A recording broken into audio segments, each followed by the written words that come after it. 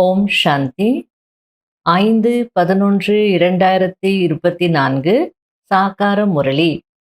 இன்று சிவ பகவான் கூறுகிறார், இனிமையான குழந்தைகளே, நாடகத்தின் உயர்ந்த ஞானம் குழந்தைகளாகிய உங்களிடம்தான் இருக்கிறது.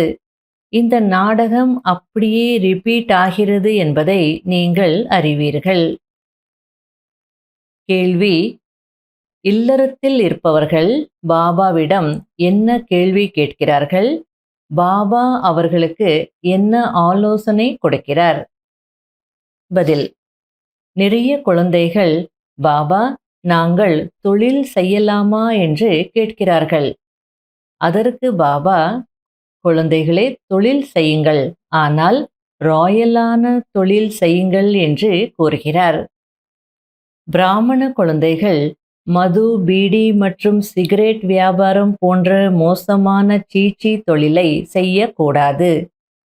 ஏனென்றால் இவைகளால் விகாரங்களின் ஈர்ப்பு இன்னும் அதிகமாகிறது. ஓம் சாந்தி.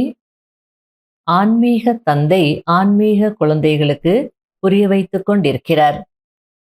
ஒன்று ஆன்மீக தந்தையின் வழி, இன்னொன்று ராவணனின் அசுர வழி. தந்தை காட்டும் வழியை அசுர வழி என்று சொல்ல முடியாது. ராவணனை தந்தை என்று சொல்ல முடியாதல்லவா? இப்போது குழந்தைகளாகிய உங்களுக்கு ஈஸ்வரிய வழி கிடைத்து கொண்டிருக்கிறது. எவ்வளவு இரவு பகலுக்கான வித்தியாசம் இருக்கிறது! ஈஸ்வரிய வழியினால் தெய்வீக குணங்களை தாரணை செய்து வந்திருக்கிறோம் என்பது புத்தியில் வருகிறது.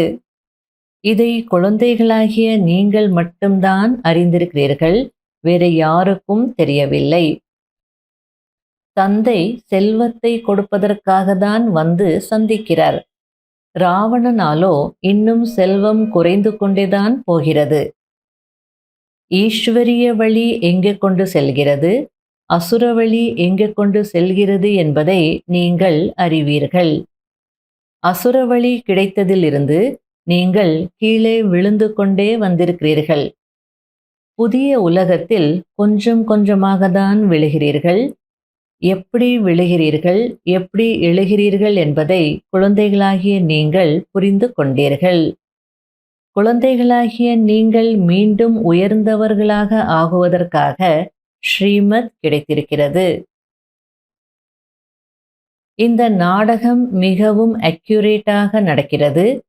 புருஷோத்தம சங்கம யுகத்தின் நேரம் கூட அக்யூரேட்டாக இருக்கிறதல்லவா? மேலும் அதிசயமாகவும் இருக்கிறது. அதாவது நம்ம விழணும், தரைமட்டத்துக்கு வரணும், அப்போ பாபா வரணும், மறுபடியும் உயர்த்தணும். இதெல்லாம் அக்யூரேட்டாக நடக்குது. இது வண்டர் தானே அப்படின்றார். நாம் யோக பலத்தினால் ராவணனை ஒவ்வொரு கல்பமும் வெற்றி அடைந்து வந்திருக்கிறோம், இப்போதும் அடைந்து கொண்டிருக்கிறோம் என்பதை நீங்கள் புரிந்திருக்கிறீர்கள். வெற்றியடைய சொல்லித்தரக்கூடியவர் எல்லையற்ற தந்தை ஆவார். இந்த விஷயங்கள் நினைவில் இருக்க வேண்டும். ஆனால் மாயை இதில்தான் தடைகளை ஏற்படுத்துகிறது, மறக்க வைத்து விடுகிறது. அனைத்திற்கும் ஆதாரம் முயற்சி என்று நீங்கள் அறிந்திருக்கிறீர்கள். செய்யும் தொழில் போன்றவைகள் கூட ராயலாக இருக்க வேண்டும். சிலருடைய தொழில் கீழானதாக இருக்கிறது. மது, பீடி, சிகரெட் போன்றவைகளை விற்கிறார்கள். இந்த தொழில் மிகவும் கெட்டது. மது போன்றவை விகாரங்களை ஈர்க்கிறது. மற்றவர்களை குடிகாரர்களாக மாற்றக்கூடிய தொழில் நல்லதல்ல. எனவே யுக்தியோடு இந்த தொழிலை மாற்றிவிடுங்கள் என்று தந்தை ஆலோசனை கொடுக்கிறார். இல்லையென்றால் உயர்ந்த பதவி அடைய முடியாது. இந்த அழியாத ஞான ரத்னங்களின் தொழிலை தவிர மற்ற அனைத்து தொழில்களிலும் நஷ்டம்தான் இருக்கிறது என்று பாபா புரிய வைக்கிறார். பிரம்மா பாபா வைர வைடூரியங்களின் வியாபாரம் செய்தார். ஆனாலும் எந்த நன்மையும் ஏற்படவில்லை. லட்சாதிபதியாக ஆனார், அவ்வளோதான். ஆனால் இந்த ஞான ரத்தினங்களின் தொழிலால் என்னவாகிறார்? பல கோடி மடங்கு பாக்கியசாலியாக ஆகிறார். அதுவும் 21 பிறவிகளுக்கு. இப்போது நீங்கள் பாபா சொல்வது முற்றிலும் சரிதான் என்று புரிந்து கொள்கிறீர்கள். ஆகையில பாபா குழந்தைகள் ஞானத்துல இருக்கக்கூடியவங்க ராயலான தொழிலை தான் செய்யணும் அப்படின்றார். நீங்க மதுவோ சிகரெட்டோ பீடியோ அதெல்லாம் விற்கக்கூடாது, அந்த தொழில் செய்யக்கூடாது. மற்றவர்களை குடிகாரர்களாக ஆக்கக்கூடிய தொழில் செய்து அவங்க வாழ்க்கையை கெடுக்கக்கூடாது. ஒருத்தனை குடிகாரனாக நீங்க மாத்துனீங்க அப்படின்னா அப்ப என்ன ஆகும்? அந்த யார் குடிக்கிறாங்களோ அவங்களுடைய ஹெல்த் ஸ்பாயில் ஆகும், வருமானம் போகும், கௌரவம் போகும், மானம் மரியாதை போகும், ரிலேஷன்ஷிப்லேயும் பிரச்சனைகள் வரும். அப்புறம் அவங்க வீட்டில் இருக்கக்கூடிய சின்ன குழந்தைகள் அவங்க பசங்க கூட அதையே பார்த்து பார்த்து வளரும்போது அவங்களுக்கும் அதே பழக்கம் வந்துடும். கடைசியில் சமுதாய சீர்கேடு ஏற்படும். அதுக்கு நம்ம காரணமாக இருக்கக்கூடாது. சில பேர் பங்க் கடையெல்லாம் வச்சுருப்பாங்க. அவங்க சொல்லுவாங்க பீடி சிகரெட் எல்லாம் விற்கலைன்னா வியாபாரமே ஆகாது. பரவாயில்ல, நம்பிக்கையோடு செய்யுங்க. அப்போ நீங்கள் என்ன நல்ல தொழில் செய்கிறீங்களோ அதில் உங்களுக்கு லாபம் பாபா கொடுக்க வச்சிடுவார். சிகரெட் விற்றால்தான் நம்ம கடைக்கு ஆளுங்க வருவாங்க அப்படிலாம் நினைக்கக்கூடாது. அவங்க ஸ்மோக் பண்ணி அவங்களுக்குள்ள டிபி கேன்சர் எல்லாம் வந்து அப்புறம் பேசிவ் ஸ்மோக்கிங் அப்படின்வாங்க. அவங்க அதை வந்து காற்றில் விடும்போது மற்றவங்களுக்கும் அந்த நோய் வரும். இதுக்கெல்லாம் நாம காரணமாகணுமா? சில பேர்லாம் கோழி பண்ணை வச்சிருப்பாங்க. அந்த மாதிரி வேலையெல்லாம் நம்ம வந்து செய்யக்கூடாது. ஆகையால ஞான ரத்னங்களின் தொழிலை தவிர வேற எந்த தொழிலாக இருந்தாலும் அதில் நஷ்டம்தான். பிரம்மா பாபாவை எடுத்துக்கோங்க. வைர வியாபாரியாக இருந்தார். ஆனாலும் அதில் எந்த லாபமும் இல்லை அப்படின்றார். நன்மையும் ஏற்படலை. ஏன் அப்படின்னா மிஞ்சி மிஞ்சி போனால் அவர் லட்சாதிபதி ஆனார், அவ்வளோதான். ஆனால் இப்போ ஞான ரத்னங்களின் வியாபாரம் செய்யறதுனாலே பல கோடி மடங்கு பாக்கியசாலியாக ஆக முடியும் அப்படின்றார். அது 21 பிறவைகளுக்கு ஆக முடியும்னு சொல்லும் போது இப்போ உங்க மனசு என்ன சொல்லுது? ஆமா, பாபா சொல்றது சரிதான் அப்படி தோணுது இல்லையா? ஆகையால ராயலான வேலைகள், ராயலான தொழிலை தான் செய்யணும். அந்த வைர வியாபார தொழிலை விட்டாலும் பிரம்மா பாபாவுக்கு ஒரே குஷி தான், ஒரே போதை தான். ஏன் அப்படின்னா பகவானுக்கு நான் வீட்டை வாடகைக்கு கொடுத்திருக்கிறேன் என்று மிகவும் பெருமிதம் இருக்கிறது. நாடகத்தின்படி வேறு எந்த வீட்டையும் அவர் வாடகைக்கு எடுப்பதில்லை. ஒவ்வொரு கல்பத்திலும் இதே வீட்டை தான் எடுக்க வேண்டி இருக்கிறது. இவருக்கோ மகிழ்ச்சி ஏற்படுகிறதல்லவா? குழந்தைகளாகிய நீங்கள் பாபா என்ன சொல்கிறார் என்பதை புரிந்து கொள்கிறீர்கள். பாபா சாஸ்திரங்கள் எதுவும் கூறவில்லை. இப்போது நாம் ஸ்ரீமத் படி எவ்வளவு உயர்ந்தவர்களாக ஆகிறோம். இருந்தாலும் நேரம் எடுக்கிறதல்லவா? மாயாவுடன் யுத்தம் நடந்து கொண்டேதான் இருக்கும். ஆனால் உங்களுக்கு வெற்றியோ அவசியம் ஏற்படும். இப்போது குழந்தைகளாகிய நீங்கள் நினைவு யாத்திரையின் மூலம் முழு உலகத்தையும் சத்கதி அடைய வைக்கிறீர்கள். ஜெகத்குரு ஒரே ஒரு சிவ் பாபா தான். அவர் உங்களுக்கு ஸ்ரீமத் கொடுக்கிறார். இல்லறத்தில் இருந்தாலும் தாமரை மலருக்கு சமமாக மாற வேண்டும் என்று பாபா சுயம் கூறுகிறார். அனைவரும் வீட்டை விட்டுவிட்டு வந்துவிட்டால் அத்தனை பேரும் இங்க எப்படி இருக்க முடியும்? ஆகையால் இல்லறத்தில் இருக்க வேண்டும். அதே நேரத்தில் சதோபிரதானம் ஆகுவதற்கு தெய்வீக குணங்களை கடைபிடிக்க வேண்டும். தந்தையை நினைவு செய்ய வேண்டும். பாபா ஞானம் நிறைந்தவர் ஆவார். அதாவது உலகத்துல கூட சந்நியாசிகளை பார்த்து என்ன சொல்றாங்க அப்படின்னா, ஒரு மனிதன் மனைவியிடம் மற்றும் பணத்திடம் தான் நிறைய விஷயங்களை கத்துக்க முடியும், மாற்றத்தை கொண்டு வர முடியும்.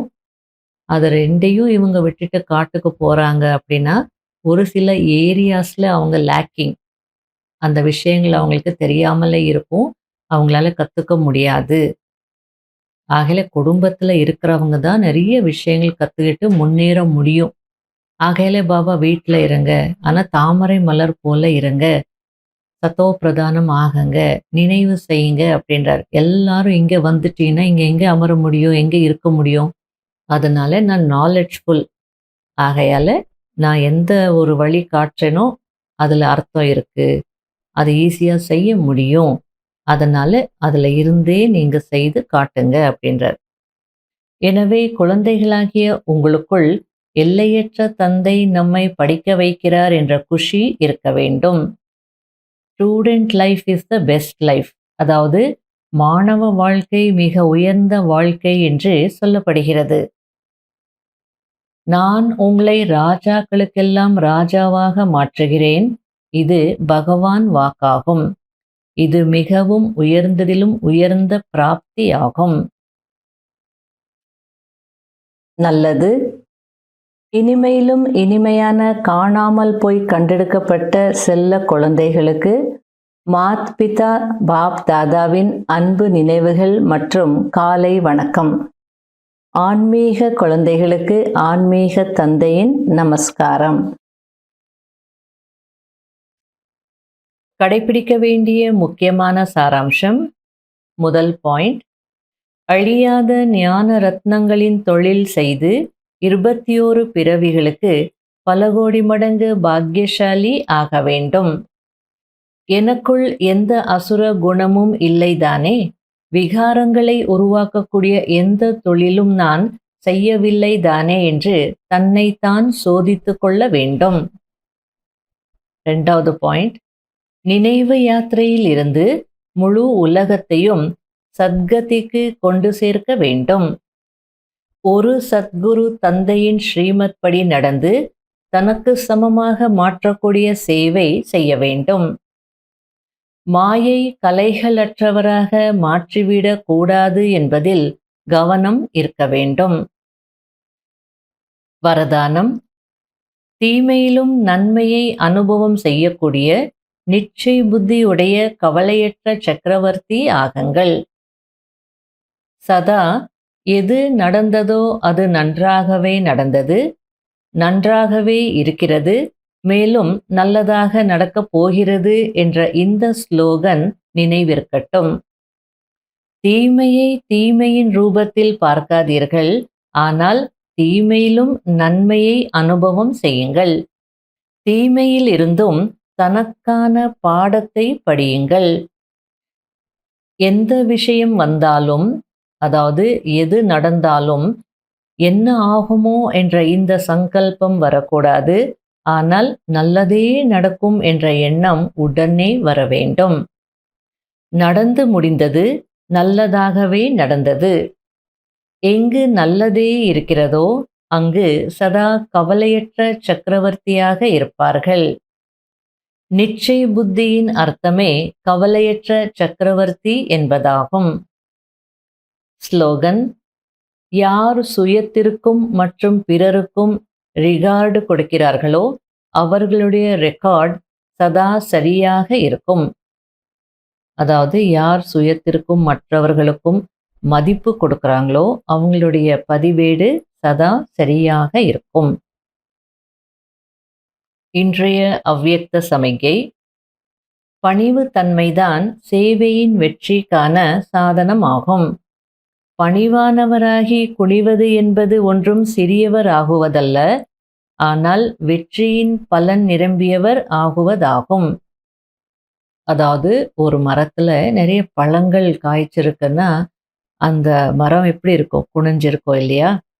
அதுபோல நீங்க குனிறீங்க அப்படின்னா சிறியவர் ஆயிடுறீங்கன்னு நினச்சிடாதீங்க, பலன் நிறைந்தவர்களாக ஆகுறீங்க. புத்தி என்ன நிர்ணயம் செய்தாலும் அது ஸ்ரீமத்தின் படி இருக்க வேண்டும். ஸ்ரீமத்தை தவிர வேறு எந்த விஷயமும் புத்தியில் வராது.